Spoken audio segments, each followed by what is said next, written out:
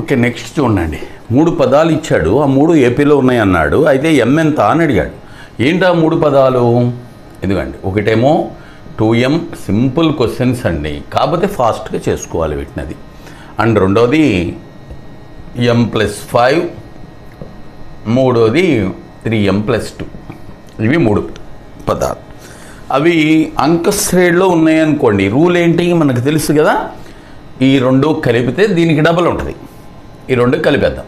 2m and 3m 5m, -7 + 2 -5 is equal దీనికి double. దీనికి double అంటే mకి డబల్ 2m, 5కి డబల్ 10. అయిపోయింది కదా. ఇప్పుడు చూద్దామండి, ఎమ్ల టు నెంబర్లు ఇటు తీసుకొచ్చాం.